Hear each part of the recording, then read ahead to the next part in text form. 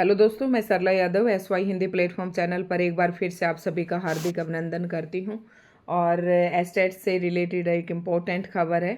ये सभी बच्चे ध्यान से देख ले, ध्यान से इसे पढ़ ले। जिसकी भी गलती जो हुई है फॉर्म भरने में, तो रीओपन का तो नहीं कहा है। जिन बच्चों ने नहीं भरा वो शायद दोबारा तो नहीं भर सकते, लेकिन उनके आवेदन में जो गलती हुई है उसमें सुधारने का एक मौका दिया गया है। और उसकी कौन कौन सी तारीख है, पूरे डिटेल से हम इसे पढ़ लेते हैं।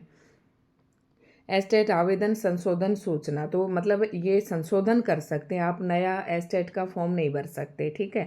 और इसमें क्या है, फिर साथ ही हम सारी बातों पर आज इस वीडियो में डिस्कस कर लेंगे। जो बच्चे मुझसे पूछते रहते थे कि मैम ओल्ड NCERT आएगी या न्यू NCERT आएगी, उसके हिसाब से। तो देखो, एस्टेट आवेदन संशोधन सूचना। एस्टेट अभ्यर्थियों को राहत, आवेदन में गलती सुधारने का मौका, 4 और 5 जुलाई को एग्ज़ाम, इससे पहले कर ले जरूरी संशोधन। तो मतलब ये तो फिक्स है कि 4 और 5 जुलाई को ही आपका एस्टेट का पेपर होगा। और आवेदन में आपको गलती सुधारने का मौका मिला है। जिस बच्चे का रह गया था वो अभी एस्टेट का फॉर्म भर नहीं सकता, क्योंकि बहुत ही कम है। 1 वीक पहले तो कम से कम आपके जो है एडमिट कार्ड आ जाएंगे। अब इसे पूरी डिटेल आप अच्छे से पढ़ लें तो समझ में आ जाएगा। एस्टेट के लिए आवेदन करने वाले अभ्यर्थियों को शुद्धि करने का मौका दिया है। शिक्षा बोर्ड के अध्यक्ष शंकर धुप्पड़ एवं सचिन मुनीष शर्मा ने बताया कि हरियाणा विद्यालय शिक्षा बोर्ड द्वारा एस्टेट परीक्षा 2025 का संचालन 4 व 5 जुलाई को करवाया जा रहा है। इस परीक्षा हेतु शिक्षा बोर्ड द्वारा ऑनलाइन आवेदन मांगे गए थे, यानी कि पहले जो फॉर्म भरे जा चुके हैं वही फॉर्म रहेंगे। उन्होंने बताया कि जिन अभ्यर्थियों ने हरियाणा अध्यापक पात्रता परीक्षा 2025 के लिए पंजीकरण करवाया था, यानी कि जिसने एप्लीकेशन फॉर्म भर दिए थे, तथा उनके आवेदन फॉर्म में दर्ज विवरण, मतलब जब इन्होंने जो फॉर्म भरे थे उस फॉर्म में कुछ गलती हो गई हो, जैसे किसी के नेम की स्पेलिंग गलत हो गई, या पिता का नाम या माता का नाम, जन्म तिथि, लिंग, जाति, श्रेणी व आधार नंबर में अगर कोई त्रुटि रह गई है, तो वे निर्धारित शुल्क जमा करवाकर अपने विवरणों में ऑफलाइन माध्यम शुद्धि करवा सकते हैं। ऑफलाइन ही शुद्धिकरण होगा, आपको ऑनलाइन मतलब पोर्टल अब नहीं खुलेगा आपका, ना फॉर्म भरने का ना करेक्शन करने का। आपको HBSC बोर्ड उसमें जाकर, सेंटर में ही जाकर, हरियाणा बोर्ड में ही जाकर आपको क्या करवाना पड़ेगा, ऑनलाइन शुद्धि करवा सकते हैं। उसके कुछ चार्जेस रखे हैं। 25 तक करवा सकते हैं संशोधन। अब संशोधन का टाइम क्या है, डेट क्या है, वो भी देख लेते हैं। उन्होंने बताया कि ऐसे सभी अभ्यर्थी 25 जून तक केवल कार्य दिवसों में सुबह 9 बजे से साढ़े 4 बजे तक बोर्ड कार्यालय के कमरा नंबर 28, देखो आपको चक्कर नहीं काटना है, आपको हरियाणा बोर्ड में जाना है, भिवानी जाना है और कमरा नंबर 28 में जाना है। और कब तक जा सकते हैं, 25 जून तक आपके पास टाइम है। और आज कितनी होगी, 23, 24, 25, 3 दिन है, ठीक है। सुबह कार्य दिवसों में सुबह 9 बजे से साढ़े 4 बजे तक आपका काम हो सकता है। बोर्ड कार्यालय के कमरा नंबर 28 में साक्ष्यों सहित, यानी कि आपको अपना प्रूफ लेकर जाना है, जैसे कि नेम में गलती है तो 10th की सर्टिफिकेट चाहिए, इस तरीके से उपस्थित होकर संशोधन की प्रक्रिया पूर्ण कर सकते हैं। निर्धारित तिथि उपरांत प्राप्त किसी भी प्रकार प्रतिवेदन पर विचार नहीं किया जाएगा। इसका जो ऑफिशियल नोटिस है मैं वो भी इस पर डाल दूंगी, ठीक है। 25 जून तक ही आप जा सकते हैं इसमें केवल, ठीक है। तो ये इसका ऑफिशियल नोटिस है। जैसे कि कल 22 तारीख थी, तो 22 तारीख को निकला था ये। और ये हरियाणा बोर्ड का ये प्रेस नोट है, हरियाणा अध्यापक पात्रता परीक्षा 2025 के बारे में है।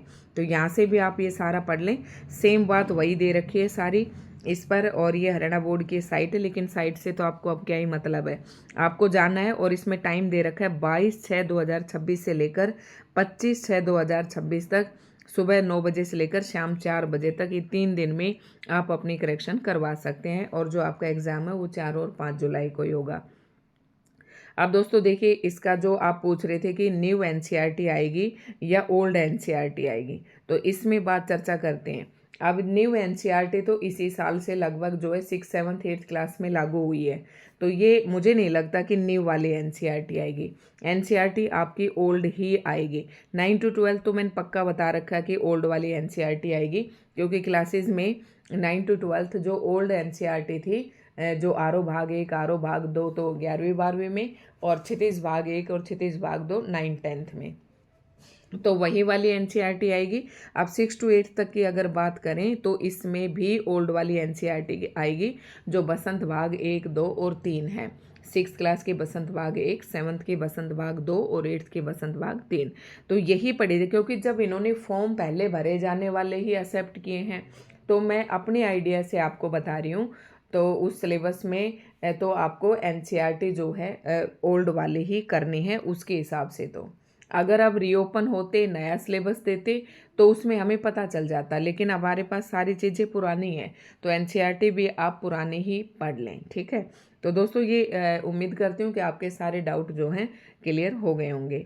और एस्टेट आपके निर्धारित समय पर ही होगा, इसे आप अपने ये ना समझें कि अभी भी क्या होगा, वो आपका मतलब जो है पोस्टपोन होने की अब कोई पॉसिबिलिटी नहीं है, क्योंकि 2025 में भी नहीं हुआ। और ये क्या है कि एस्टेट में जो करेक्शन है आपके ऑफलाइन है, ऑनलाइन मत समझना, इसको भी अपने दिमाग में आप आसानी से बैठा लें। ठीक है, तो दोस्तों आज की वीडियो आपको कैसी लगी कमेंट करके ज़रूर बताएं, और अपने ओल्ड एनसीईआरटी के हिसाब से फटाफट, अगर आप एनसीईआरटी ओल्ड सारी नहीं पढ़ पाते हैं तो आपको क्या करना है, 6th, 7th और 8th क्लास की जो विषय सूची होती है, जिसमें सभी चैप्टरों के नेम होते हैं, या चैप्टर का नेम या लेखक का नेम होता है, और साथ में कॉलम में ब्रैकेट में ये भी दिया हुआ होता है कि ये हिंदी की विधा से विधा के दृष्टिकोण से कौन सी विधा है, उपन्यास है, कहानी है, निबंध है। बस इतना आप जरूर पढ़ लें। जो बच्चा डिटेल नहीं पढ़ पा रहा तो ये जरूर पढ़ लें, 1-2 क्वेश्चन तो आपके इससे भी सही हो जाएंगे। तो कितनी सी देर लगेगी, 6th क्लास के चैप्टर के लेखक के नाम, 7th और 8th, इसी तरीके 9 to 12th, इनमें ज़्यादा पूछते हैं, 6th, 7th, 8th में इस तरीके का प्रश्न। ठीक है, ऐसे आपको पढ़ लेना है। तो धन्यवाद दोस्तों। अगर इसके बाद भी आपकी कोई क्वेरी रहती है, कोई क्वेश्चन रहता है, तो आप कमेंट में ज़रूर कीजिएगा। धन्यवाद।